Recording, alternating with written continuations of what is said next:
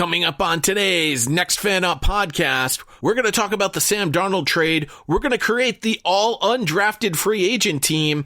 And we're going to talk about this. One spot at starter is already locked up. Correct. Locked up. Great way to put it, too.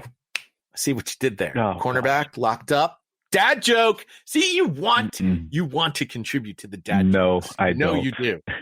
No. No. Spare me. When it comes to dad jokes, I think Eagles James protests too much. Here we go. Can you guys hear me? Sorry, hold on. 32 super fans. I couldn't understand a word they were saying. One PodVader. You fired up for that, man? Huh? Every angle of the NFL covered. We on go time. We still on go. This is Next Fan Up. We're live, bro. Hello and welcome to the undrafted edition of the Next Fan Up podcast. Hey, everybody. Undrafted because we're going to be talking about those guys on your roster that are everybody's favorite. They're the underdog. They're the scrappy, go-getter, lunch pail guy. We're talking about the undrafted free agents of your team. Now, what's funny about this is this project was suggested and recommended to us last week by none other than Neil, our Washington football team superfan. And James, our Eagles superfan, where's Neil? I don't hear him. I don't see him. Neil has gone fishing. I don't know if it's for salmon or bass, but he's gone fishing. It's the beginning of the fishing season. He's trying to get, the good cast out there and, bringing some whoppers. Gone fishing. Gone fishing. Mm-hmm.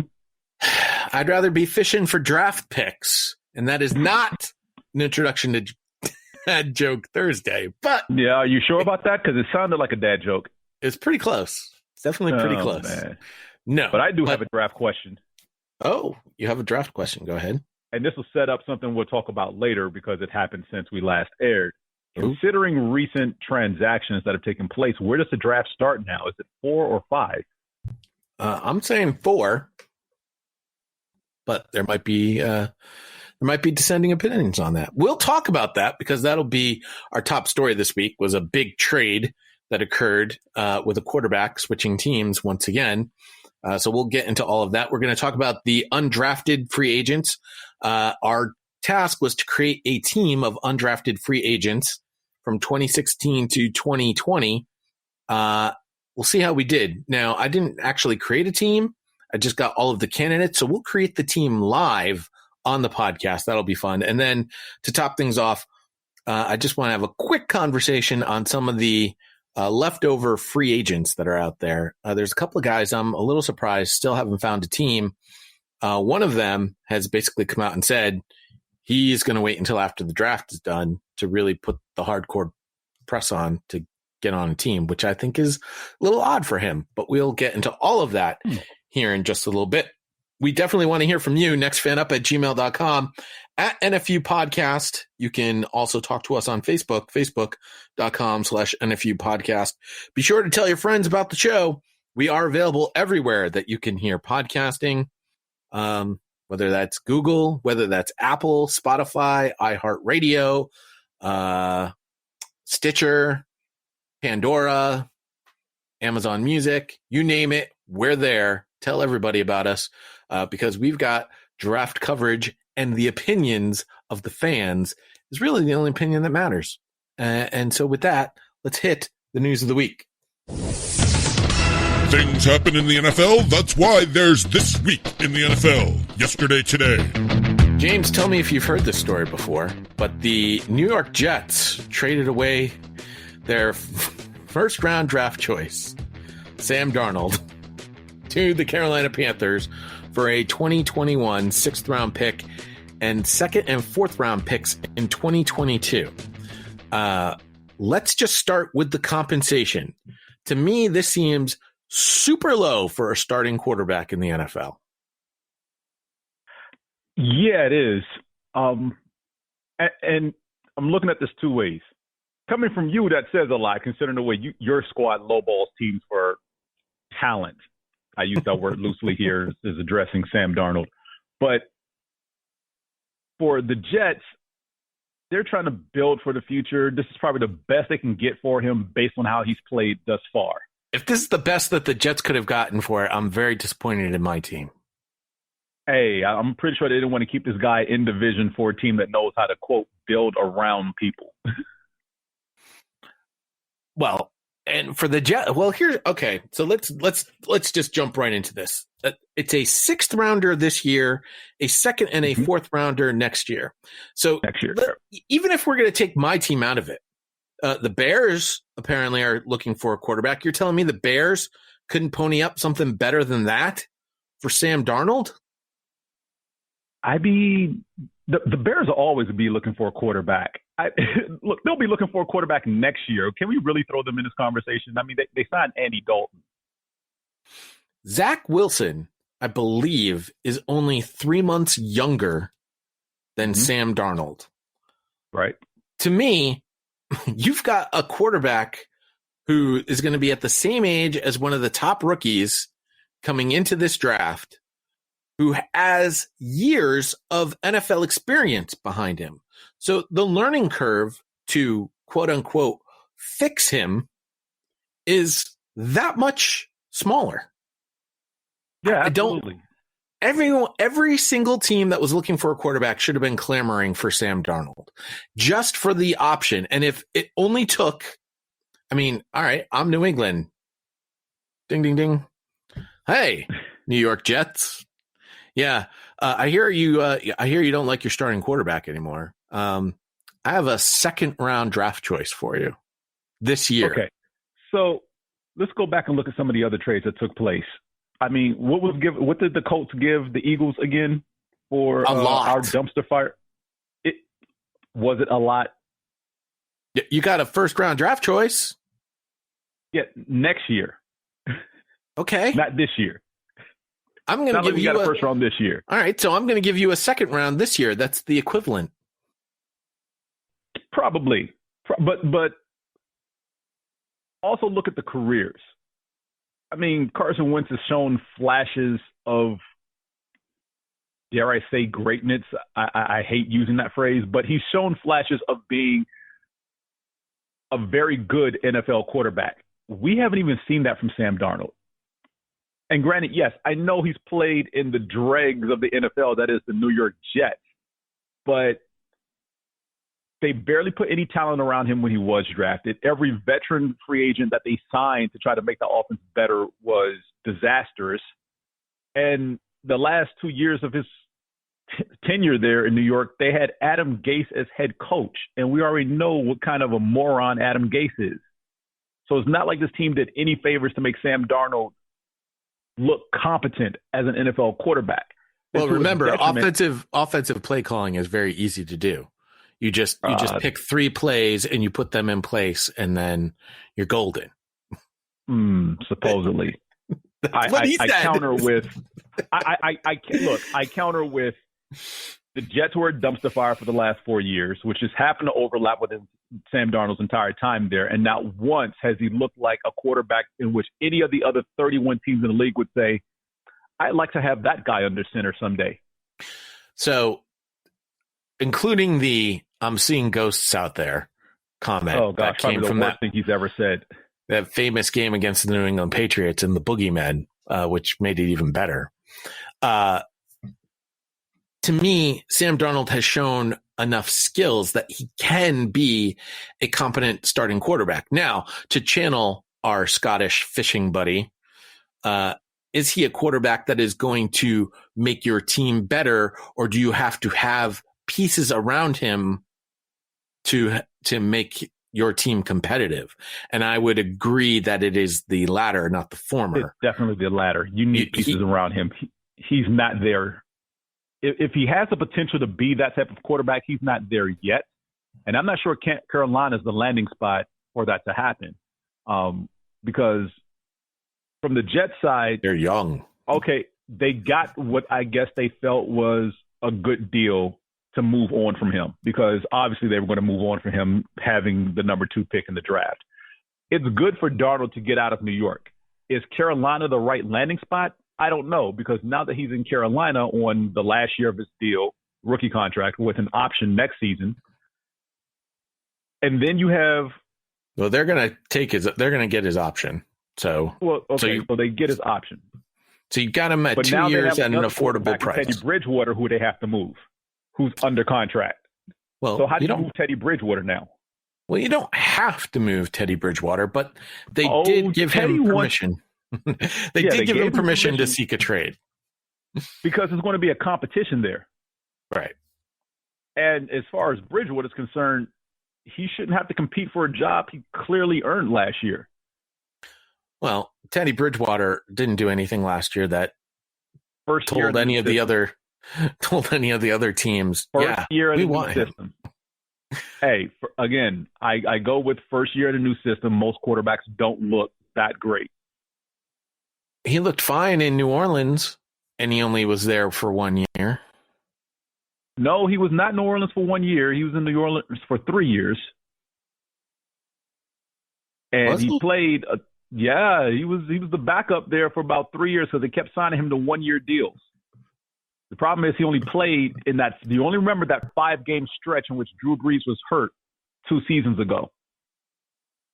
But he was there the year before that.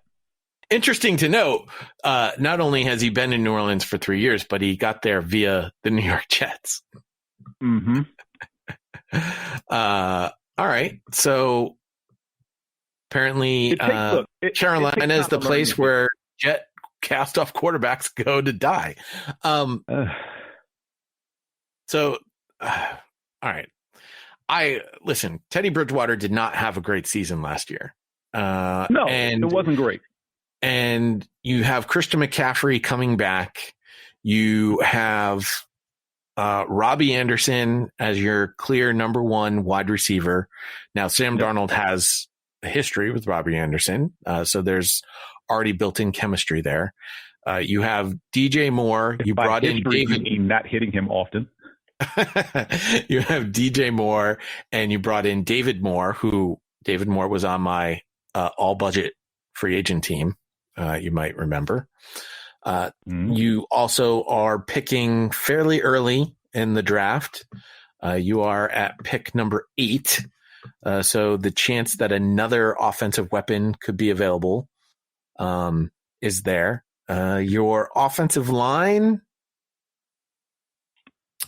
that could maybe use a little work, especially on the left-hand side. Greg Little, currently listed as the starter, second-round draft choice in 2019. You have Dennis Daly at left guard, sixth-round draft choice in 2019. You brought in Matt Paradis from Denver as your center. You brought in Pat Elflein from the Jets at right guard. And you have Taylor Moton at right tackle. So perhaps the left side of your offensive line needs a little work to help out Sam Darnold or Teddy Bridgewater if he sticks around and wins the competition, or PJ Walker, who we'll talk about in the undrafteds. I mean, you can't forget PJ Walker, XFL MVP. Hey, PJ Walker also is very well studied in the system there, considering the head coach, Gruel, used to coach at Temple, where PJ went to college. So when PJ had to come in and play, the offense looked like there was a well-oiled machine. I don't know. I think I'm in agreement here with you that I don't think the right weapons are there for Sam Darnold to necessarily succeed. I do think there needs to be more. I do think that Teddy Bridgewater becomes a very interesting commodity now in the quarterback carousel. I'm still disappointed either the Patriots or the Bears didn't make a bigger push for Sam Darnold. My guess is neither team was that interested in Sam Darnold, which I think is wrong. I do think Sam Darnold still has room to grow. And I think that he can get there. Now, can he get there in 2 years? That's probably the biggest gamble, because you need your quarterback to be a playoff caliber quarterback by the time he gets to that first big contract. And I don't know if Sam Darnold can get there in 2 years. And let's remember, the defending Super Bowl champions reside in this division. And we don't know what the Saints are going to look like with Winston as the starter going forward. So competition in this division is still very stiff. Let's go back to the Jets. The Jets could pick Zach Wilson second overall after taking Sam Darnold with the third pick in 2018. If that happens, they would become the first team in the common draft era since 1967 to select two quarterbacks in the top 3 overall picks in a 4-year span. That is per at EPKAP. EPCAP. That came from Adam Schefter, who clearly was retweeting that. That is what not getting better looks like. To better highlight, We've been saying that about the Jets for 5 years now. Well, how about 6? Because Sam Darnold, according to Pro Football Talk, is the 6th consecutive first-round draft pick the Jets have traded. In 2017, the Jets picked safety Jamal Adams 6th overall, traded him last year to the Seahawks. In 2016, the Jets picked linebacker Darren Lee 20th overall. In 2019, they traded him to the Chiefs. In 2015, the Jets picked defensive lineman Leonard Williams 6th overall. In 2019, they traded him to the Giants. In 2014, the Jets picked safety Calvin Pryor 18th overall. In 2017, they traded him to the Browns. In 2013, the Jets picked defensive tackle Sheldon Richardson 13 overall. In 2017, they traded him to the Seahawks. The last first-round pick the Jets didn't trade was cornerback D. Milner, whom they selected 9th overall in 2013. However, they cut him straight up in 2016. That is terrible drafting by the New York Jets. That is what not getting better looks like right there. And it doesn't do well for Joe Banner, who served in the Eagles organization, which the front office has done a good job of drafting players and retaining their first, second, third round draft picks, and even the lower round players who become quality starters. And to see this happening with the Jets is like, well, what did he learn from Roseman and company in Philadelphia? Because it's obviously not working. Now, the job ahead for Robert Slaw and Mike LaFleur, Matt's brother, offensive coordinator, will be the rest of the team surrounding Zach Wilson. First of all, your backup quarterback situation is James Morgan and Mike White. Those are the quarterbacks that are currently on the New York Jets roster. That will definitely change. Like, not only are you getting Zach Wilson, but you better get somebody else to back up Zach Wilson, because neither one of those two guys you want to put the reins of this team to. Your tight end is Christopher Herndon when he's healthy, or Ryan Griffin. So Tyler Kroft. When he's healthy, or Tyler Kroft. It's probably your tight end. Your offensive line, I mean, is just a mishmash of dudes from all over the place, besides Mekhi Becton, whom you drafted in the first round last year. He's probably the strongest part of your offensive line. Not even probably, he is. But you're still throwing to the same guys. So you're going to draft this. This has been my problem with the Jets drafting a quarterback all along, is you could have kept Sam Darnold and you could have drafted him a top flight wide receiver or Kyle Pitts and made this team that much more dangerous. Or an offensive lineman to protect him. Now you have a rookie quarterback, and your weapons that he's throwing to are Corey Davis, Denzel Mims, and Jamison Crowder, Keelan Cole, Braxton Berrios. I mean, these are not dangerous weapons. And I know Corey Davis was in this free agency class. He was listed as, if not the best, probably the second best wide receiver to get. Although I don't think that's saying that much, quite honestly, with this group of free agents that we just had. I do not see the Jets coming out of the basement of the AFC East anytime soon. 2 to 3 years? No, 2 to 3 years. Maybe if this organization can get things moving in the right direction. But from what I've seen so far, I haven't seen them moving things in the right direction. I see them doing a lot of the same stuff, a lot of shuffling the deck chairs on the Titanic. Well, the definition of insanity is doing the same thing over and over again, expecting different results. Well, that's the New York Jets. That might as well be the definition of insanity. Oh, look, there's New York Jets. Okay, got it. Understand.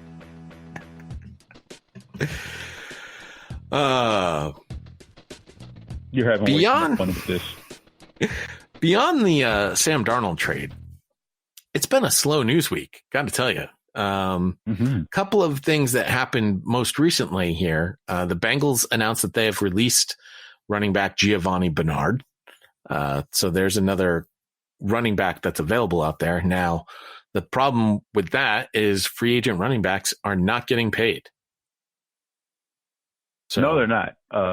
Even in shared backfields, obviously they're not getting paid, and they're tending to go younger with these shared backfields as well. So unless you are an all-world talent to take over the team workload this season, you're not even getting a look. So it'll be a while before Gio Bernard gets a contract, especially since the draft produces a bunch of guys that you can just throw back there to do whatever. The Bills agreed to terms with Forrest Lamp to join their offensive line.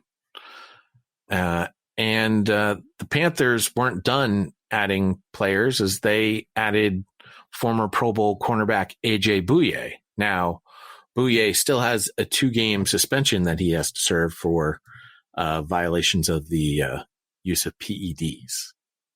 No, that Texans weight room. Well, he was with Denver last year, so.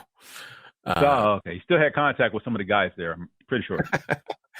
He might have had contact with something. He is a mile high. Now that's a dad joke. Oh, gosh. No, no more of these. The Washington football team announced Wednesday that it has hired, this is good news, by the way, hired Natalia Dorentes to serve as its coordinator of football programs, making her the first Latina to fill that role in the NFL. Dorentes will work closely with and coordinate schedules across various departments within the team, from medical to scouting. That's a story straight from ESPN. Good news there. The Washington football team continues to make strides in this regard, despite all of the bad news about what the previous administration of the football team was doing from a culture standpoint, specifically a male-oriented culture standpoint. The new administration, really led by Ron Rivera here, has made some strides in bringing some good diversity to the Washington football team. Yeah, definitely. I think all the big-name hires in this front office, as far as getting this team's organization back on track, some semblance of respectability, has been a great hire across the spectrum. The further they get away from the tarnishment of the previous administration, the better, but it still lingers. Well, hopefully moves like this will help get that lingering to go away. It doesn't help that Snyder still owns the team and is trying to buy out the minority owners right now. So now I'm trying to do my best to make a proper transition without making an inappropriate transition to Deshaun Watson. And again, I just want to say this about the Deshaun Watson situation. What I'm about to bring to you are just the facts. I'm not going to try and make any sort of prediction as to what will happen or what is real, what is not real. I'm just going to bring to you what has been reported. But there's been some more information that has been brought to light. First of all, the number of lawsuits against Deshaun Watson is up to 22. There are a couple more women that have come out and have publicly stated their names. I believe even the woman who first brought allegations against Deshaun Watson has announced her name. But really, I think the biggest thing that has happened is, and this is where usually the NFL will come and step in, are the sponsors are starting to distance themselves. Reliant Energy will not continue working with Deshaun Watson as a brand ambassador. Nike suspends its endorsement deal with Deshaun Watson. Sources have also said that Apple Inc. owned Beats by Dre, severing ties with Deshaun Watson. NRG Energy Inc. and San Antonio-based supermarket chain H-E-B Grocery say they have no plans for future engagements with Watson. He also has brand partnerships with watchmaker Rolex and cheesesteak franchise Lefties. That came from Yahoo Sports. Pro Football Talk has been all over the Deshaun Watson story from all different angles and mentions that the NFL usually doesn't place players on the commissioner exempt list during the offseason. The allegations against Deshaun Watson compel the league to make an exception in this case. And actually, we've been talking about this all along. I think that this is never mind the shadow that this is casting across the league right now, but it stalls the X's and O's portion of the NFL. Deshaun Watson was a major cog in the quarterback carousel. With him being taken out of it 100%, it certainly has changed the plans for a number of teams. I guarantee it. I have a feeling Deshaun Watson was going somewhere, and now that's just not going to happen. Yeah, he definitely was, and probably is not favorably at this point, with all the ramifications of the civil suits being brought against him. You look at the teams who have made quarterback moves thus far, and just think, did this team or could this team have had a shot at Deshaun Watson before all of this came to light? The Chicago Bears were probably in play for Deshaun Watson. The Carolina Panthers are probably in play for Deshaun Watson. And these were their backup plans. Signing Andy Dalton and trading for Sam Darnold. That was Plan B, apparently. Look at the trade between the Rams and the Lions, swapping Stafford for Goff. Could either one of those teams had a shot at Deshaun Watson? So, it's definitely not something the league wants. Yes, the commissioner exempt list decision will probably be a lot sooner than later, as we expected, just based on the sheer number of civil suits brought. But as you said before, Deshaun Watson was the name that everyone was expecting to see where he was going. And the draft is 3 weeks away from 3 weeks from today is the first night of the draft. Yep. And if anything, we probably would have had some type of major shakeup trade-wise between now and, say, the next 2.5 weeks right before the draft started, of one of the teams that legitimately can't move up higher than, say, 12th in the draft right now based on the draft capital they have for the players they have to try to make a play for Deshaun Watson, and it's not going to happen. Both lawyers have been doing their best to sort of bluster whatever they can for their clients.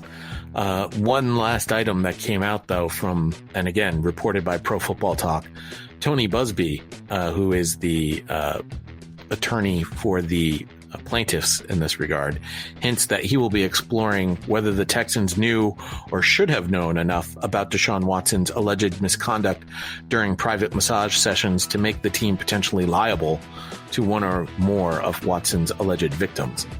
That's definitely where the NFL will start stepping in. It's one thing to go after one of the players. It's another thing to go after an actual team. And that's going to be sort of where all of this lies. This is an ugly story, an ugly situation. Go ahead. Yeah. The other damning thing is this,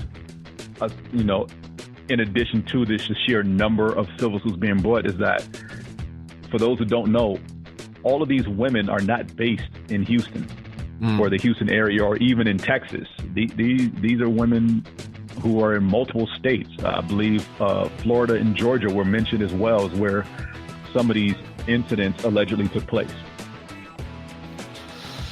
It's not a good situation. It's not a good look for anyone involved. We'll continue to watch what occurs there.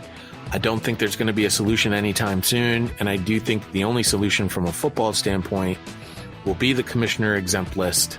And the Texans are going to have to move forward, assuming that Tyrod Taylor is their starting quarterback, at least for the 2021 season, sorry. As long as you keep the doctors away from them. All right, James, it's time to jump into talking about the guy that everybody roots for, the underdog, the lunch pail guy, the guy that's got to do more to get out on the field. It is the All Undrafted Team. Now, the parameters of this that were set forth to me by Neil literally just last week, except he decided it was more important for him to go catch a fish, was from 2016 to the present. Last week, we talked about the 2016 NFL draft. We came across quite a number of interesting names on the undrafted list, a lot of contributors from 2016 on NFL teams right now contributing to a great deal of those team successes. So Neil said, well, I wonder if you could put together a team. Well, I went through all of the available candidates from 2016 to now, and I will tell you, one of the things that I discovered in this process here is that if you want a wide receiver or a cornerback, you might be able to find one that's undrafted. There is a very high number of undrafted guys that are strong contributors to their teams in the wide receiver and cornerback positions. You know, a lot of these guys tend to go overlooked because of the big names coming out of the Power 5 schools. And, you know, some of these guys, they come up and, you know, they still become stars in their own right. May not all pros, but oftentimes the missing piece a team needs. Now, some of these guys, I did not actually make the team. We're actually going to make the team here live on the podcast, but we'll go through the candidates and we'll decide who is good enough to make the team. A lot of these guys didn't make it with their original team that they signed with as an undrafted free agent. That's typically how it goes with these guys.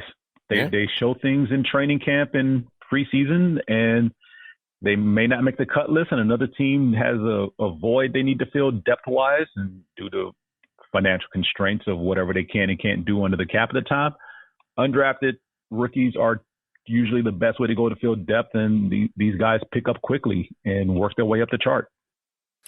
Now, conversely, I will tell you it was very difficult to find offensive linemen and defensive linemen.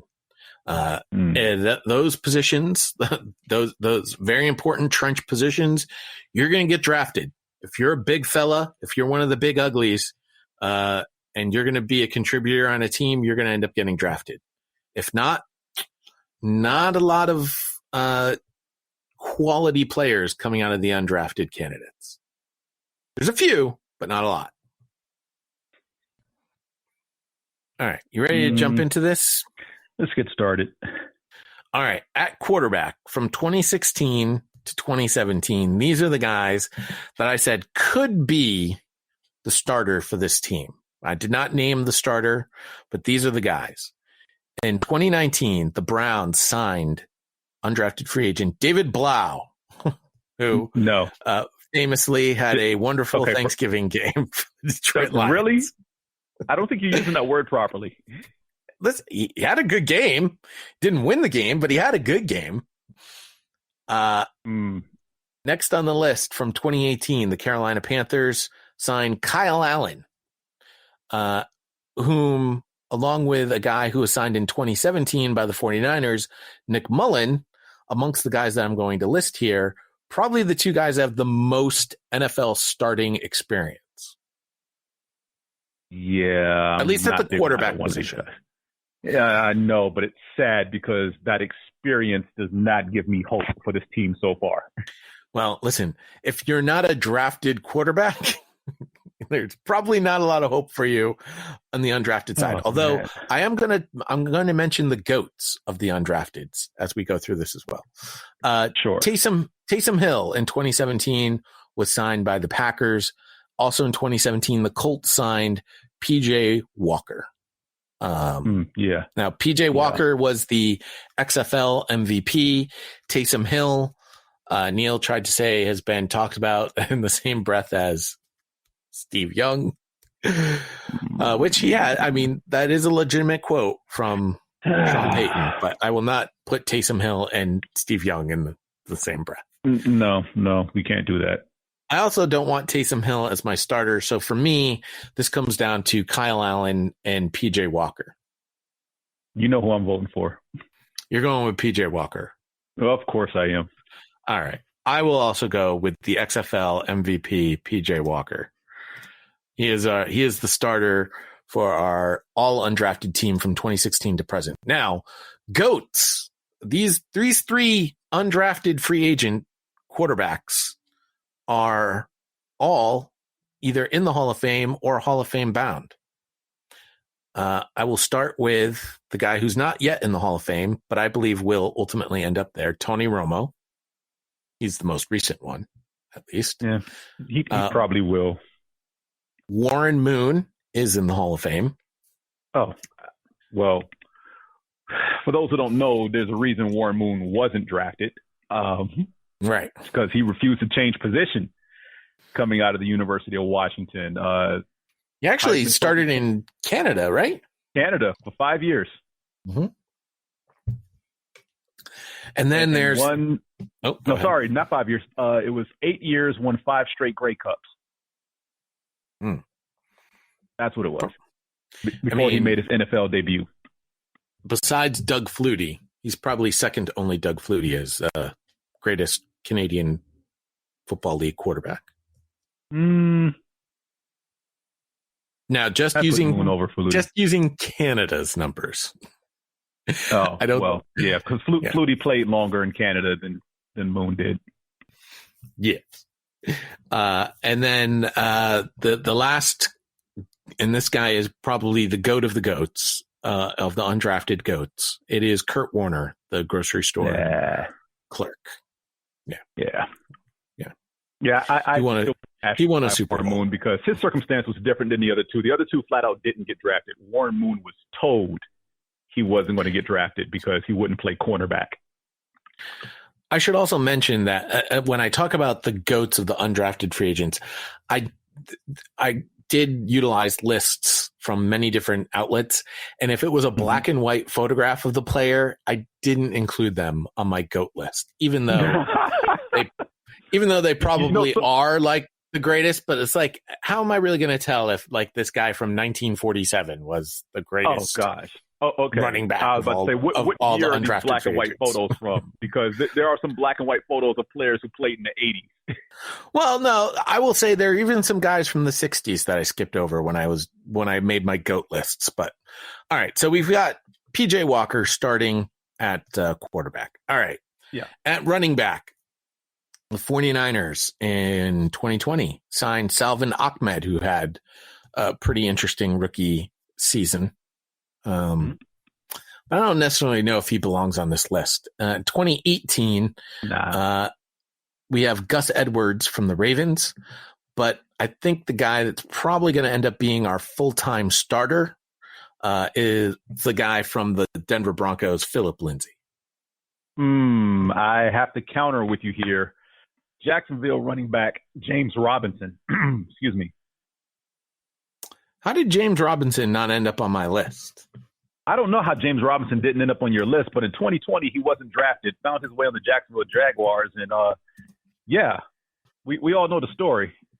Got 1,000 yards. He was the fourth undrafted rookie running back in NFL history to rush for 1,000 yards in his first season. But how did James Robinson not end up on my list? I'm disappointed in my research. That's terrible. In your research as well, because other players. I'll give you another running back who should have ended up on your list, though you probably have nightmares from this Super Bowl about him. One Corey Clement. No, he's on my list, but I'm not putting him in at the starter position. Oh no, not at the starter. There's also Max Breida from the Niners. Matt Breida is on my list. He was undrafted in 2017. The guy who's our change of pace back is Austin Eckler, undrafted in 2017 by the Chargers. I could get behind that. So I'm going to pick my three guys. We're going with James Robinson, Phillip Lindsay, Austin Eckler. That's our running back crew. I'm okay with it. By the way, some others from 2016. J.D. McKissick was unsigned by the Falcons in 2016. Jalen Richard in 2016 by the Raiders, and Peyton Barber unsigned in 2016 with the Buccaneers. Fullback, which we're not going to have a fullback on this team. Kari Blossingame, the Vikings in 2019. Pretty good. By the way, over C.J. Ham, Pro Bowler. C.J. Ham is undrafted. How is he not on my list? I don't know. All right. Well, our GOAT running back, our GOAT undrafted running back is going to be Priest Holmes. You're not going to find a better running back that was undrafted than Priest Holmes. What other names did you find? I didn't list a whole bunch of other names at the running back position. A lot of them, I think, were black and white photos. Okay. Oh, man. Understandable. Priest Holmes, good choice. Yeah, wonderful career in Kansas City. Started with Baltimore. Yeah. I mean, he's a pretty good running back. Yeah.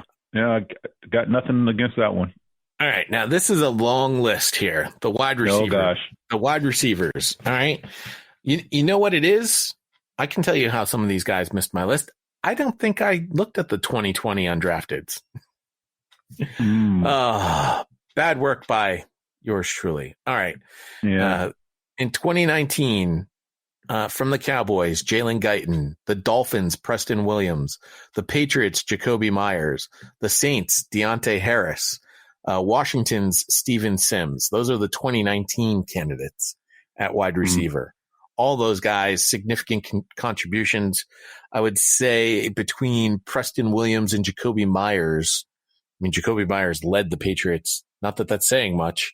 That's not saying anything. In receiving yards last season. They're better candidates in 2018 already. Well, in 2018, the Jaguars, not the Packers, signed Alan Lazard. Keelan Cole was signed by the Jaguars in 2017. Oh, I'm already in 2017. The only guy in 2018 I have is Alan Lazard, who's got a strong case to making our wide receiving core. Yeah. Yeah. Too bad Chad Beebe, son of the great Don Beebe, didn't, flash more in Minnesota. Yeah, he didn't make the list. I can tell you that right now. The 2017 candidates with the Jaguars, Keelan Cole, the Patriots, and ultimately ended up with the Saints, Austin Carr, the Eagles, Greg Ward, 49ers, Kendrick Bourne, now with the Patriots, the Washington team, now with the Colts, Zach Pascal. That's your 2017 list of candidates. And Tim Patrick. I did not include Tim Patrick on my list. Oh, sorry, Tim and the Patrick family. Hey, he's a starter in Denver, even though he's drafted by Baltimore. Fair enough. The two guys that I think are going to be the starters on this team, they are from the 2016 class. The Packers, Geronimo Allison, and the Jets, now with the Panthers, Robbie Anderson. Yeah. And then I think we got to put Alan Lazard as a third. Absolutely. And then if I'm going to pick a fourth, I mean, my bias is going to go with Jacoby Myers. Yeah, my bias is going to go with Greg Ward as the fourth. So we cannot agree on a fourth, so we'll just leave it at three.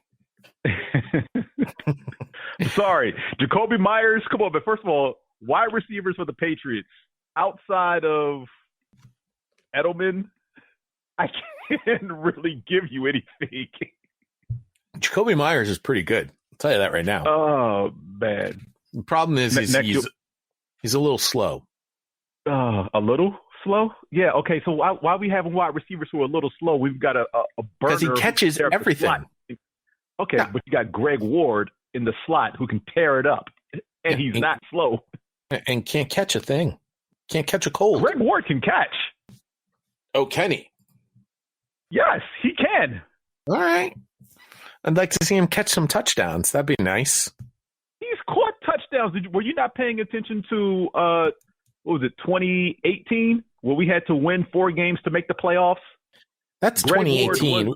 We're in 2021, my friend. I'm sorry. That's 2018, 2019, where we had to win a division down the stretch. And sure, whatever. Everyone was talking about Carson Wentz has no wide receivers. And the only receiver he was throwing to was Greg Ward, who caught everything under the sun.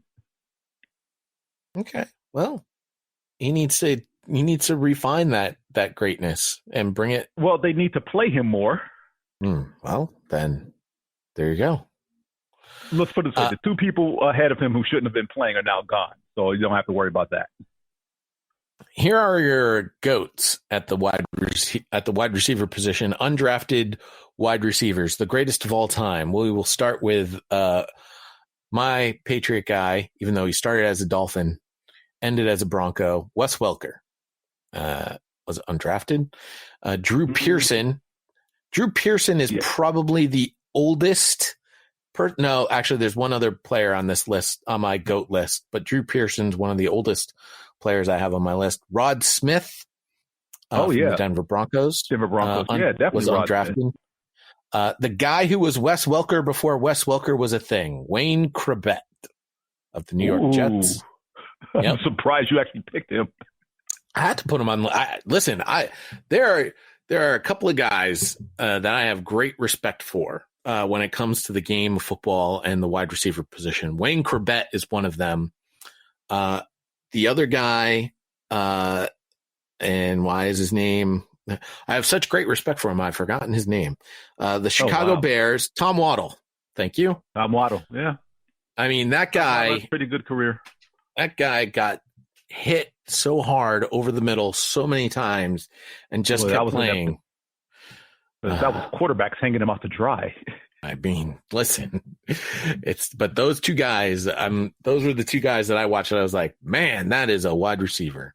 And sure enough, I mean, that slot wide receiver guy is a position that the Patriots, embraced and made basically their entire offense around. This guy will probably end up being the GOAT of the undrafted GOATs. He's still playing. He was undrafted in 2013 and signed by the Minnesota Vikings, Adam Thielen. Yeah. Yeah. Still with the Vikings, still putting up big numbers. I think he'll end up being the greatest of all the undrafted wide receivers. Wait.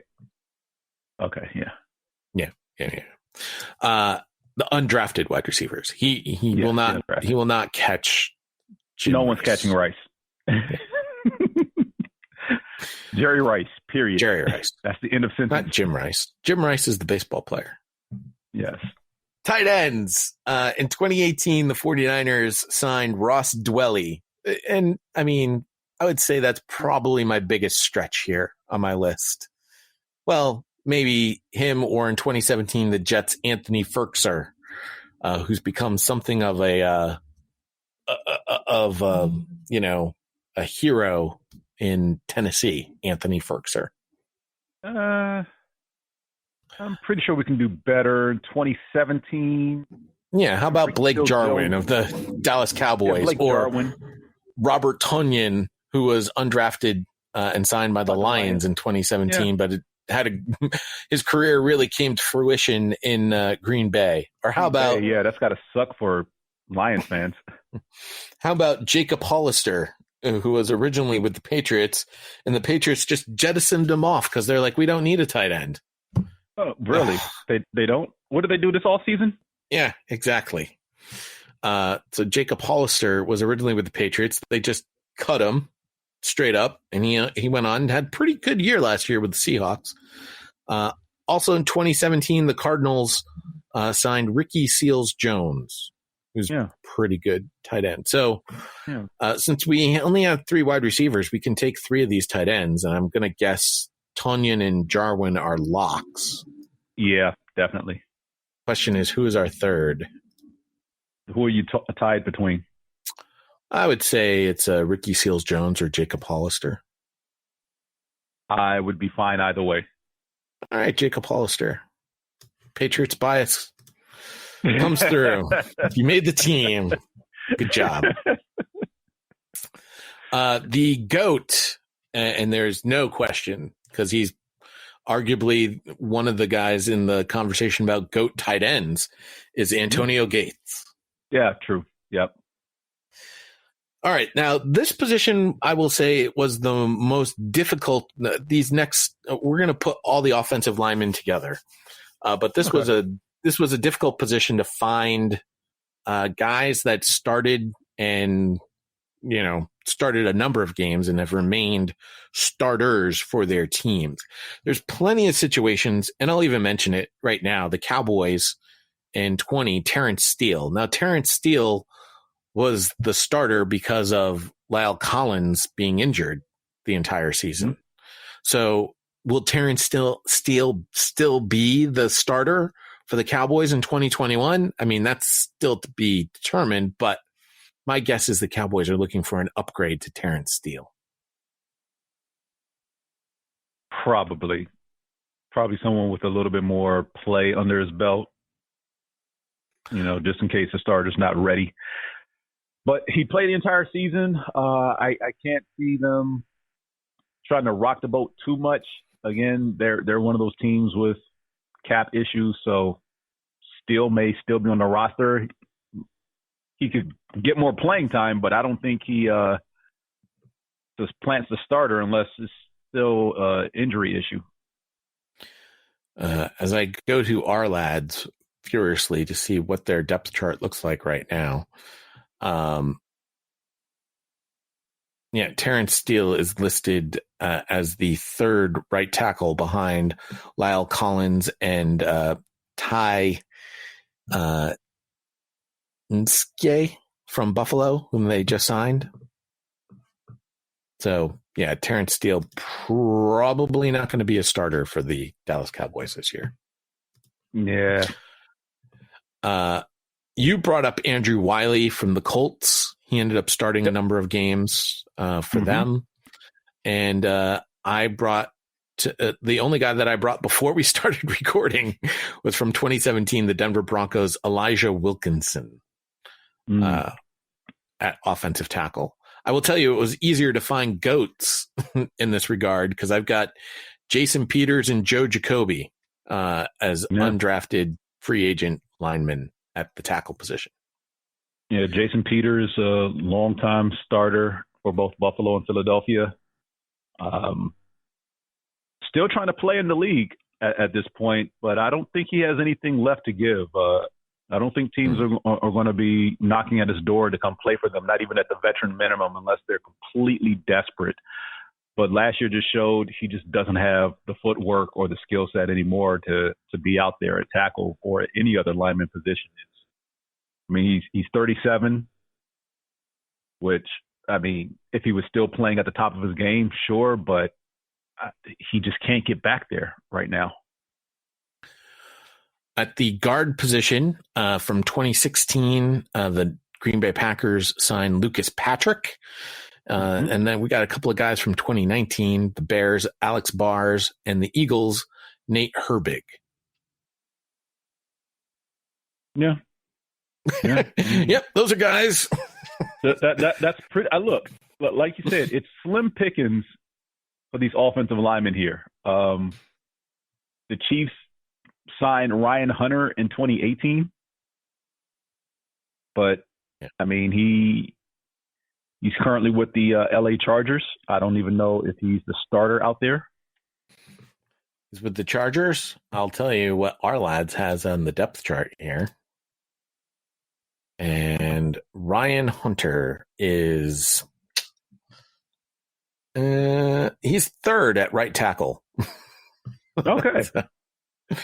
So yeah, I don't think Ryan Hunter is going to be starting any games anytime soon. No, sorry, Ryan. Probably not. the GOATs at the guard position, undrafted free agents, was also very easy. Brian Waters, Nate Newton. Oh, yeah. Two big guys on either side of the center.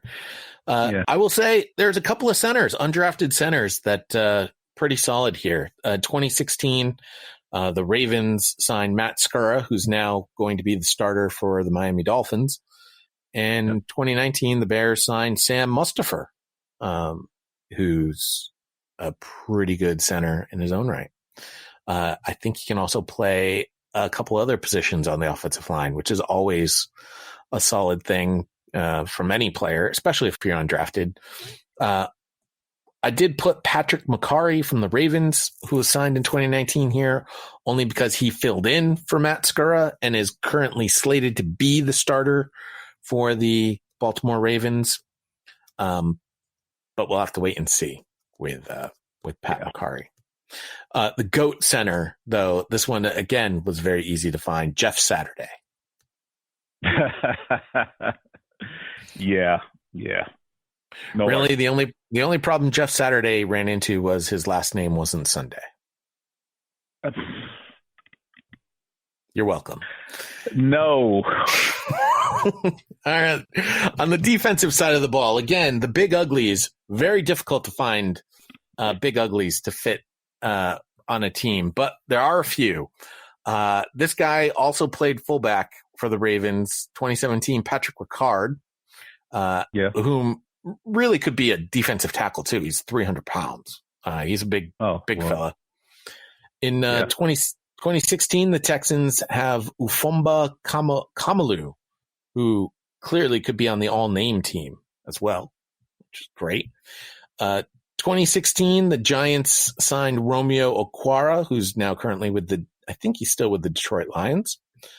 And our chief superfan, Nick, let me know about their guy who they play defensive end, defensive tackle, Tershawn Wharton for the Chiefs, who signed in 2020.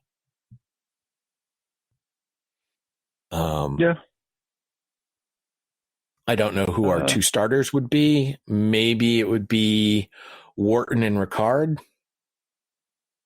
but the choice is. I could see. In a rotation, we're going to rotate all four of those guys.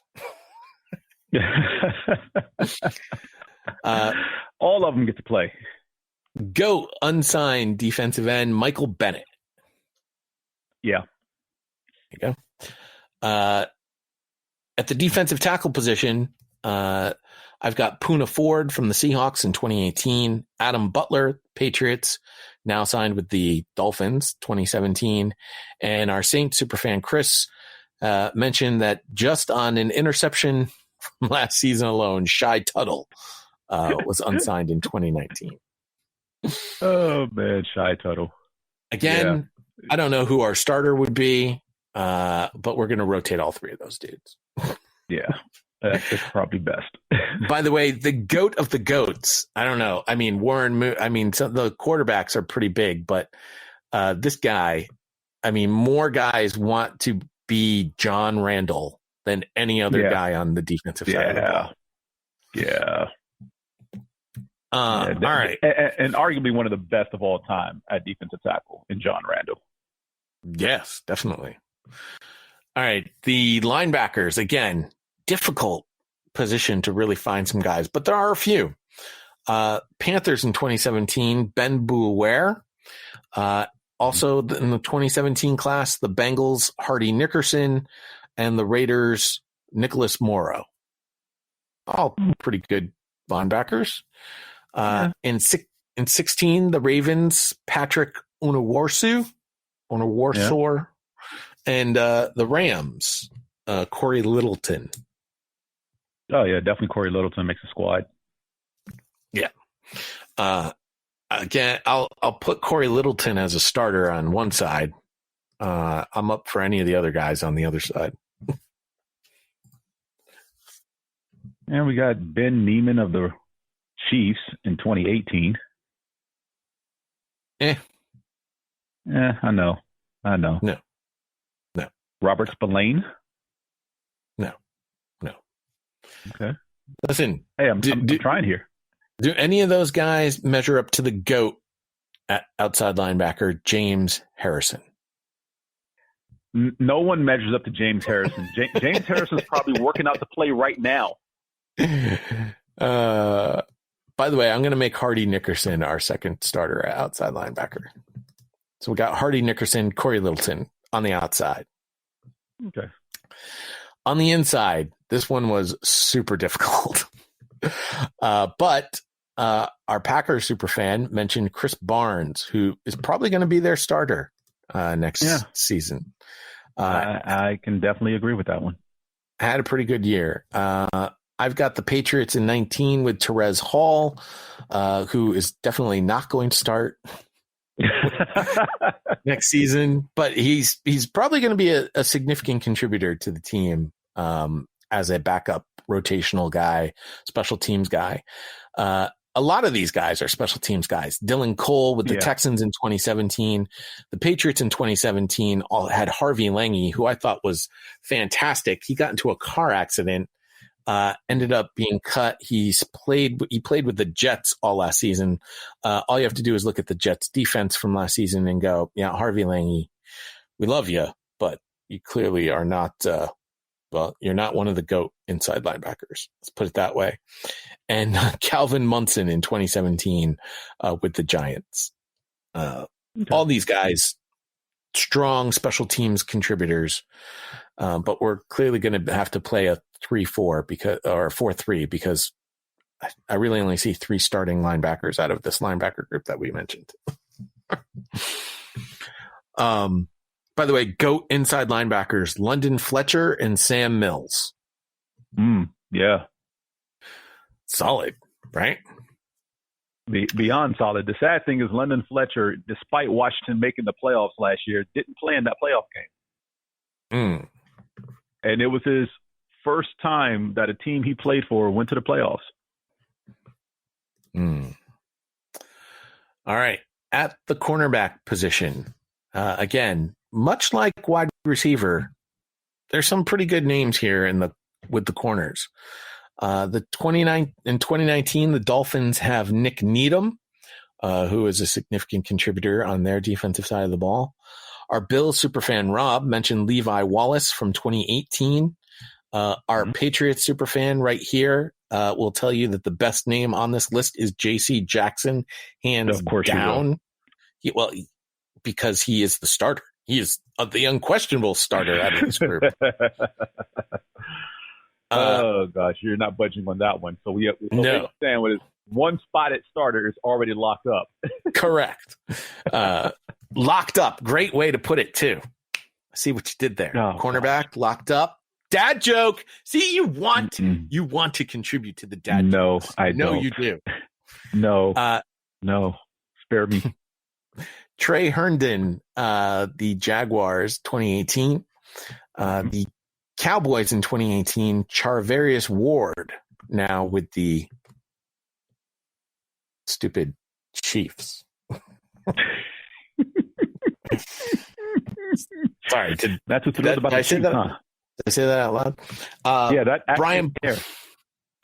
Brian Poole with the Falcons in 2016, Mike Hilton with the Jaguars in 2016, and the Patriots added 2 in 2016. Jonathan Jones, who I will tell you is one of the best nickel cover corners this league has, and the guy that Neil wants to make a drink out of, Crevion LeBlanc. Yeah, Crevion LeBlanc does not make the squad. That's what Neil right now is not only fishing, he's also trying to figure out what he's sipping. It's like, how do I make this drink the Crevion LeBlanc while I'm fishing? Oh man. You want to come up with the recipe for the Crevion LeBlanc. No, not the Crevion LeBlanc. No. The best part about the drink is it'll be missing something, just like he misses interceptions. Gosh. Yeah. Come on. And you just had to do it.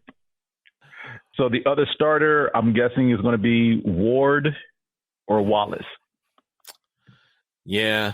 And I'm going to highlight both of them since we kind of need a third corner anyway. So, yep, there we go. Ward and Wallace. Squeeze in Mike Hilton maybe JC somewhere. Jackson. I mean, it'd be nice, wouldn't it? This is the oldest guy on the list of GOATs that I went back to put on my list, and that's Dick Night Train Lane. And that's essentially because, I mean, if you've got a nickname like Night Train, hey, you have to be on a list. You know he has a record that still hasn't even been close to being broken. And he didn't play 16 games when he played in the season. Or 17 let alone games 17. for that matter. Right. Yeah. So Dick Night Train Lane, GOAT, undrafted cornerback. Chris Harris of the Denver Broncos. He's with the Chargers now? Yes, he is. Thank you. I believe so. I was pretty sure he moved on. AJ Boye, who we just mentioned, signed with the Carolina Panthers. And the Super Bowl MVP himself, Malcolm Butler. Butler did it. You just had to work in a Patriot. Well, listen, I mean, if he's an MVP, you got to put him in there. I mean, I know he wasn't officially named the MVP, but he will forever be known as the guy who picked off Russell Wilson when he should have handed it to his running back. Yeah, beast mode. Yes. Malcolm Butler. I mean, good career out of Malcolm Butler. I believe Malcolm Butler is still currently unsigned. Yes, he is. So he is up there in age. He is 32, which is why he remains unsigned. No. Butler, I believe, is signed. Hold on. Oh, this could be breaking news. I want to say, yes, Malcolm Butler's with the Jacksonville Jaguars. Oh, well, there you go. Good landing spot for Malcolm Butler. All right. Now, safety was a difficult position to find, but we can take any of these cornerbacks and play them at safety, like Jonathan Jones, for instance. But the safety I do have is Kentrell Bryce, unsigned, but ultimately undrafted, but ultimately signed by the Packers in 2016. Kentrell Bryce guaranteed his spot on this team as being the only safety that I found. But like I said, we can take any of those other corners. So you want to take Jonathan Jones or you want Mike Hilton? You said you wanted a spot for Mike Hilton. Yeah, we want a spot for Mike Hilton. Well, there we go. We found it. He's going to play little safety. Right beside Kentrell Bryce. Yeah, that's cool. And again, it can be rotational at safety. And apologies, not the Jaguars, the Cardinals is where Malcolm Butler signed. Oh, well then. Good spot for him there too, I suppose, with all the other 32-year-olds. The GOAT safety, you'll probably like this one. Andre Waters. Oh, yes. Look, no other player has been given a nickname Dirty so proudly in their career like Andre Dirty Waters. All right. There's one other position that had a guaranteed starter, and that was punter Matthew Hack of the Dolphins in 2017. Yep. I'm sorry. Bias. Cameron Johnston. Eagles. Cameron Johnson. Get out of here. Matthew Hack. Cameron way better. Johnston. Yes. No. Eagles 2017. We're sticking with Matthew Hack. Oh, boo. I will take Matthew Hack over Cameron Johnson at punter any day of the week. If I have to punt, I shouldn't have to punt, but if I do, it's going to be with Matthew Hack. Now, the competition at kicker, because this is where you get a kicker. You should not be drafting your kickers. But if you do happen to draft a kicker, sometimes you get lucky. A lot of times you fail, New England. What up? But and Rigoberto Sanchez of the Colts, another punter. Yeah, but Rigoberto unfortunately suffered a very tough injury or illness or something. Something with Rigoberto occurred last season Yeah, he missed some games. that put a But pause he was also on the his kickoff career. specialist. Yeah, we're sticking with Matthew Hack. Now, the Colts do have another guy at kicker who perhaps could be the starting kicker for this team, and that's Rodrigo Blankenship. Yeah. Who's I unsigned like it. or undrafted, signed by the Colts in 2020. Yeah.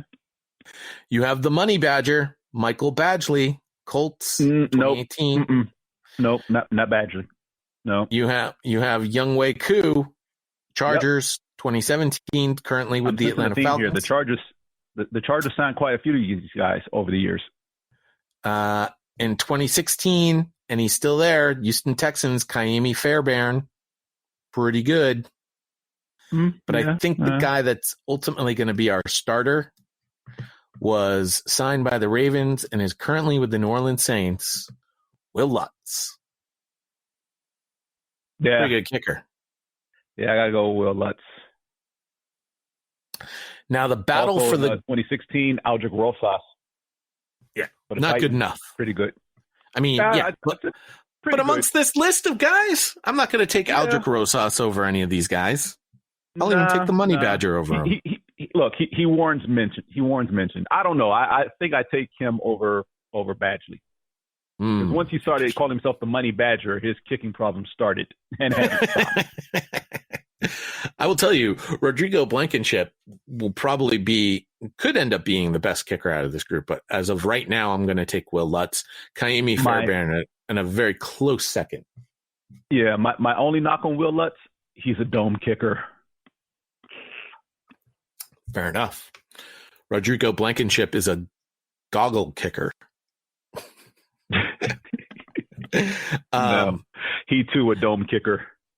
Now, the battle for GOAT kicker, undrafted kickers, is a tough one because you have the guy for which essentially the position is named after, Lou the Toe Groza. Oh, well, stop right there. That is the oldest. That is legitimately the oldest guy that I have on my list. However, you have the two more modern day kickers, and I just don't know which one you would take: Adam Vinatieri or Justin Tucker. Ooh, yeah, it's a tough choice, isn't it? It's got to be Vinatieri. But how about Justin Vinatieri or Adam Tucker? Can we combine the two? No, that's not allowed. Ah, damn it. Because on the one hand, you have the guy who basically made clutch kicks for 4 championship teams, 3 with the Patriots, 1 with the Colts. Forever. On the other hand, you have basically statistically the best kicker of all time. Yeah. By percentage, he is the best kicker of all time. Vinatieri shouldn't have kicked his last couple of years. He really screwed up that, that percentage. But, old man Vinatieri really played a long time, my friend. Yeah, he was trying to play as long as Brady. And with Vinatieri, he actually played more years with the Colts than he did with the Patriots. Yeah. He had to get that stench off of him from cheating. No. I was going to say that's the most sickening part of Adam Vinatieri's career. Because he's going to go down in history as an all-time great Patriot, but played more years for another team. Yeah, well, it bees that way sometimes. In any case. All right, so Neil did send in one question. He said the most important thing is with this team, starting quarterback P.J. Walker, starting running back James Robinson.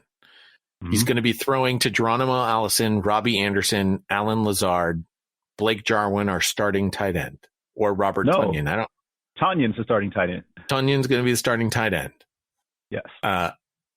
He's going to have a pretty shaky offensive line in front of him. Let's be honest. These are not the greatest offensive linemen of all time. No, we'll be mixing in a lot of read option here. Our defense, especially our front seven, also not going to be very stout.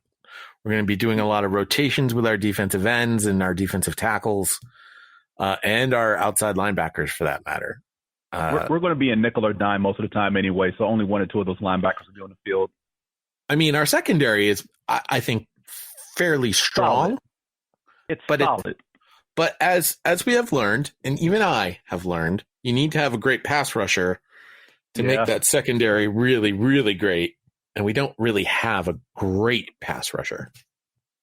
It's disguise and deception. So we may have to fool them with some smoke blitzes. In a 17-game season, I would say this team can win 7 games.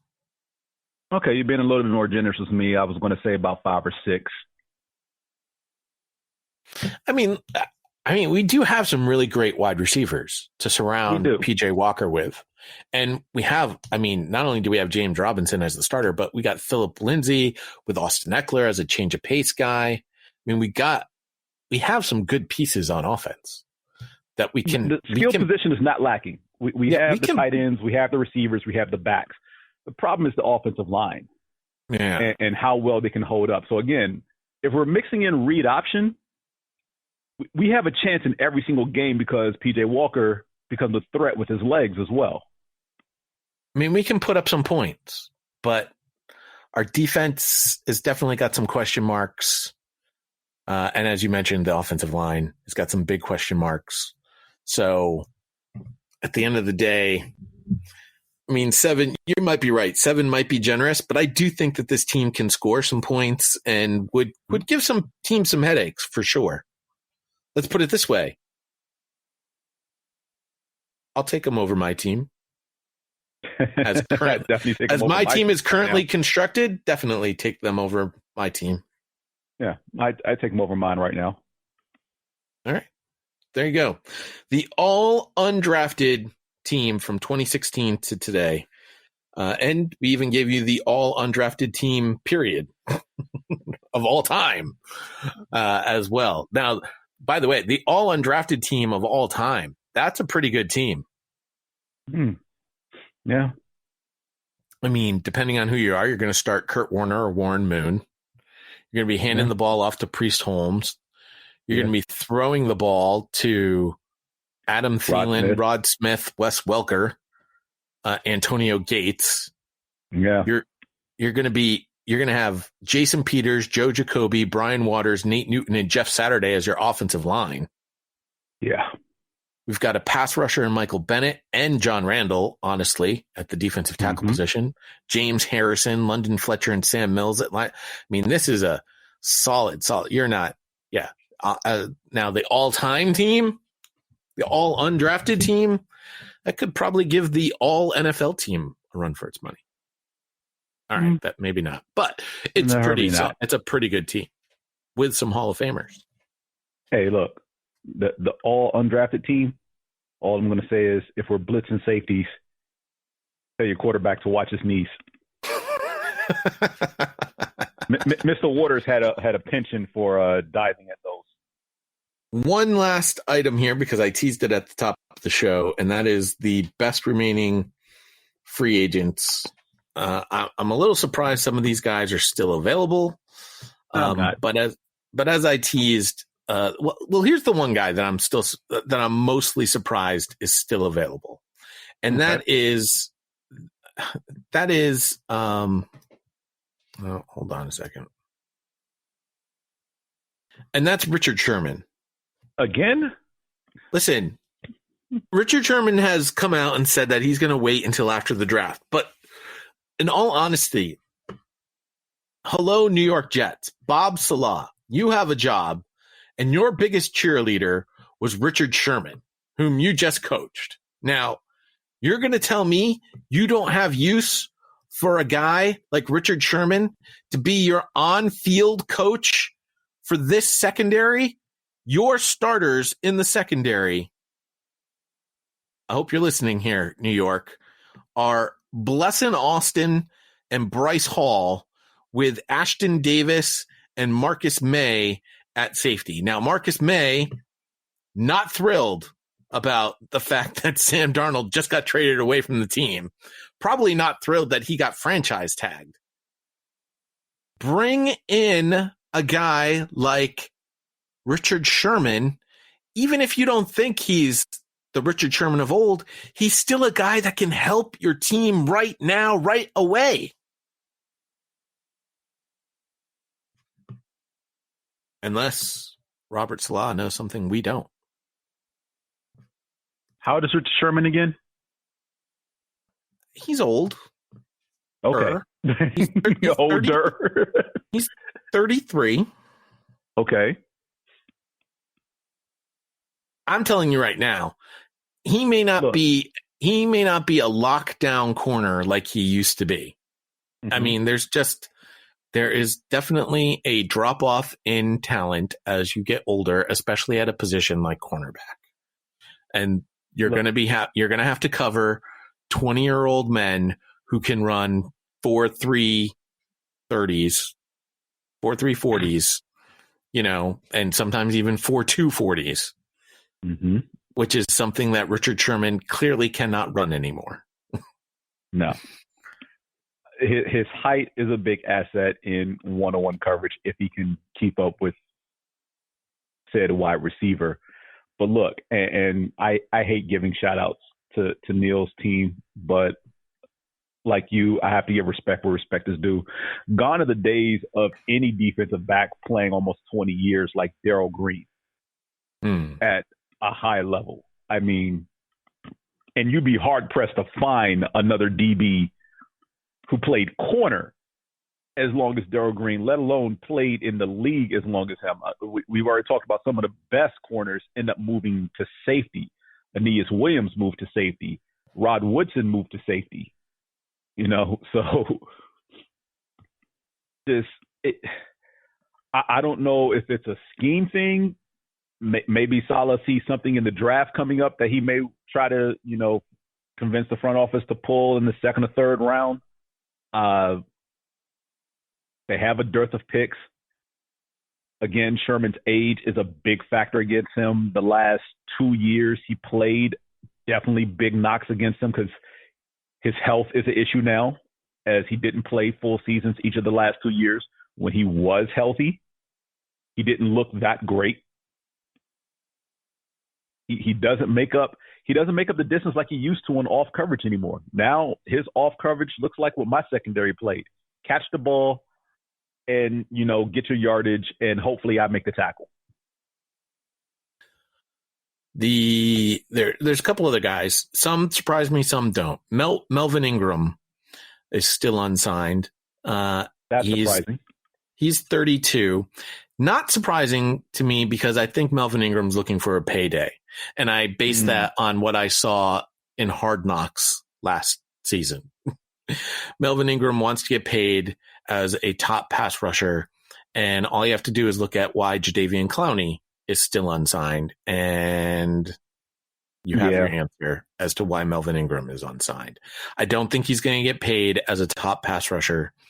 I do think that he's a contributor, and I think I've said this before on this podcast, he might have to start thinking about himself as more of a situational pass rusher, and sort of take that sort of career switch that Dwight Freeney did, that extended Dwight Freeney's career. If he wants to continue to play football in the NFL. If not, then he can be a star in the XFL for sure. KJ Wright is another one. Now, I've heard that ultimately he may end up going back to Seattle, but I think KJ Wright, again, he's on the older side. He's going to be 32 this season. But again, he's a linebacker that can contribute right away. Yeah. And then the one position that always goes unsigned, which I don't understand why this league doesn't value safeties more, considering the way the passing game is evolving and the way that teams are using tight ends in the passing game as much as they are, is Malik Hooker. And I get that he's coming off of a torn Achilles, but he's only 25. This guy is going to be a contributor to a defense. right away. Absolutely. Yeah, I think his injury concern is probably the big knock on him right now as far as not being signed. Outside of his injury, great range, can pretty much cover the entire field by himself. So you want single high, he's a guy I'd definitely be looking for.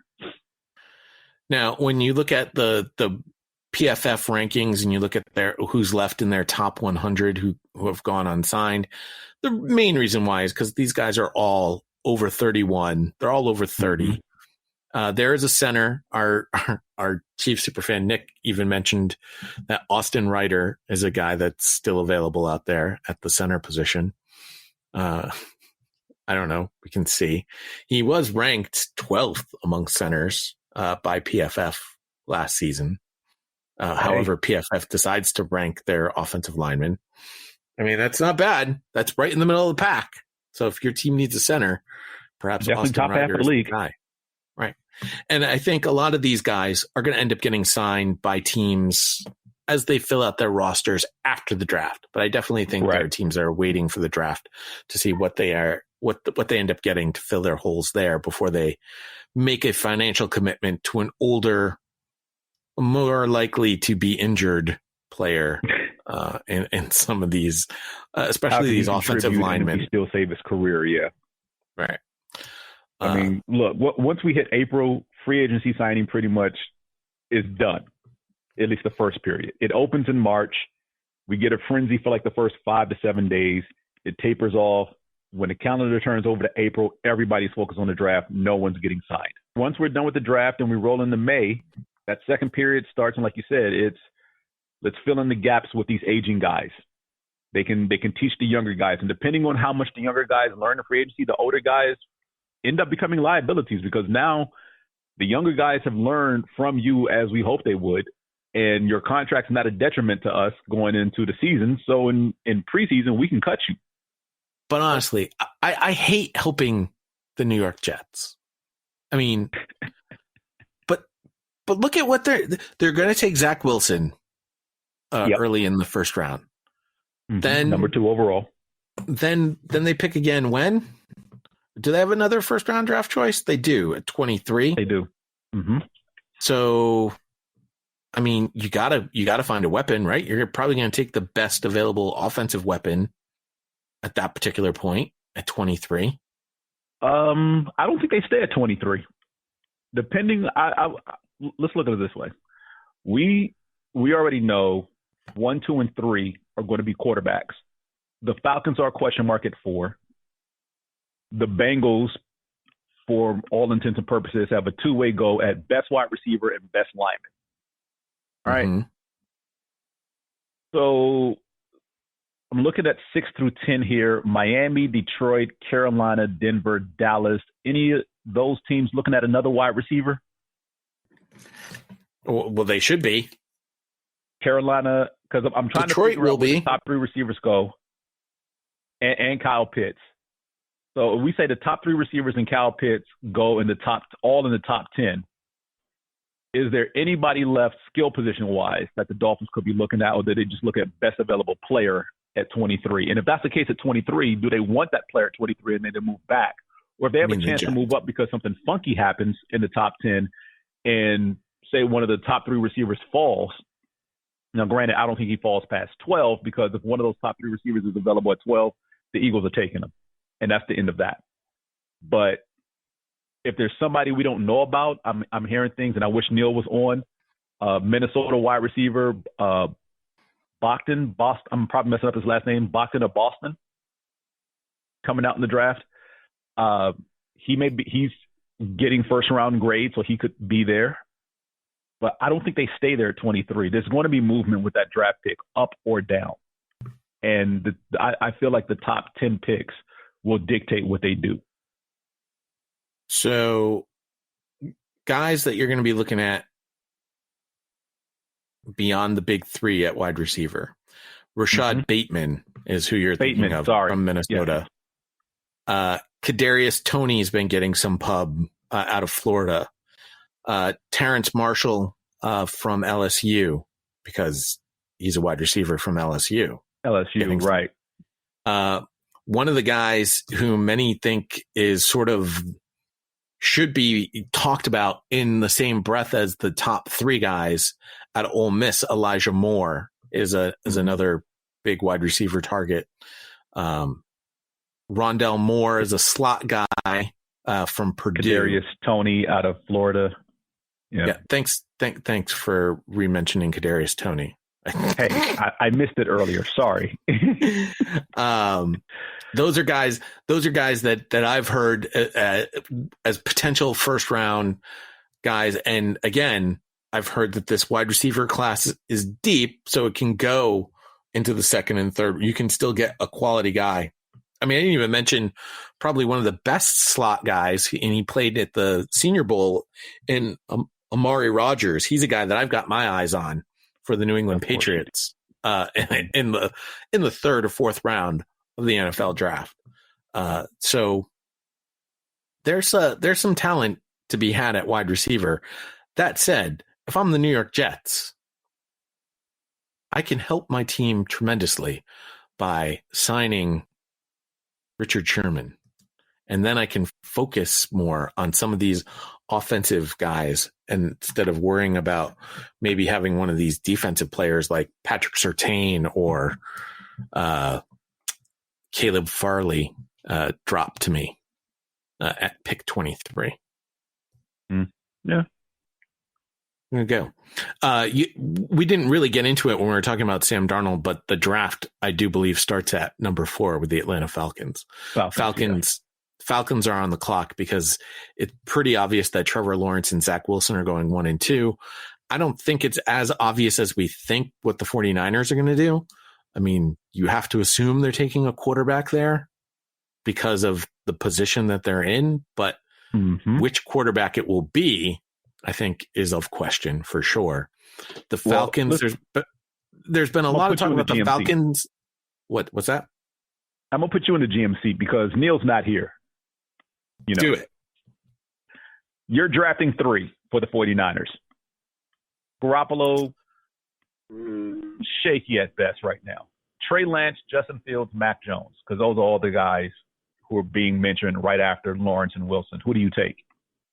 Well, I love Jimmy Garoppolo, and I'm a believer in Jimmy Garoppolo as a starter in this league. So if I'm the general manager of the San Francisco 49ers, and this just in, I'm not. Apparently, Hall of Fame safety John Lynch is the GM there. I'm taking Kyle Pitts at number 3 if I'm the San Francisco 49ers.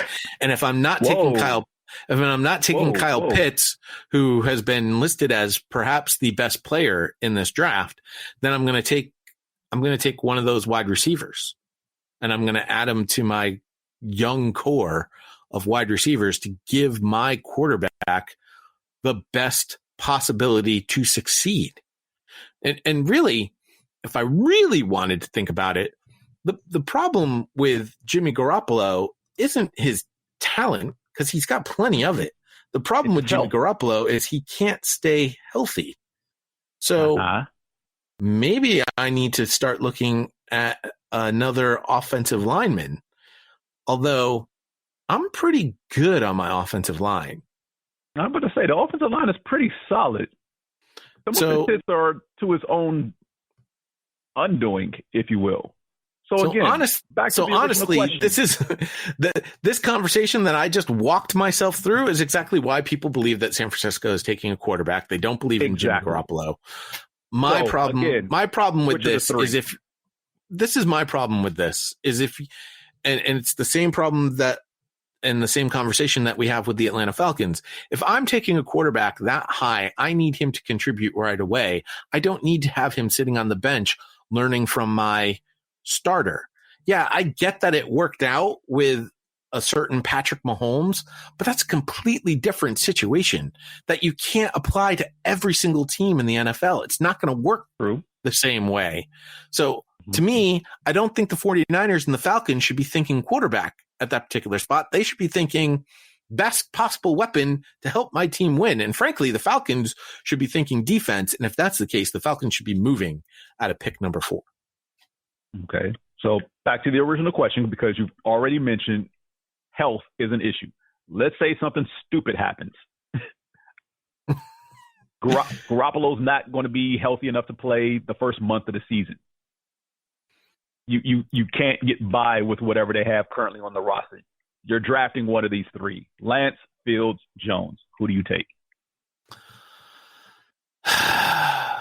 Gosh, they all have question marks. Pitts. You're not drafting Pitts with Kittle's there. No, I am, and then I've got a great dual attack. But I mean, all three of those guys have question marks. I'm not touching the Ohio State quarterback. I'm not a believer in Justin quarterback. I understand. Well, it's the Ohio State thing, but it's also Justin Fields is not a very accurate quarterback. Kind of. I don't know about that.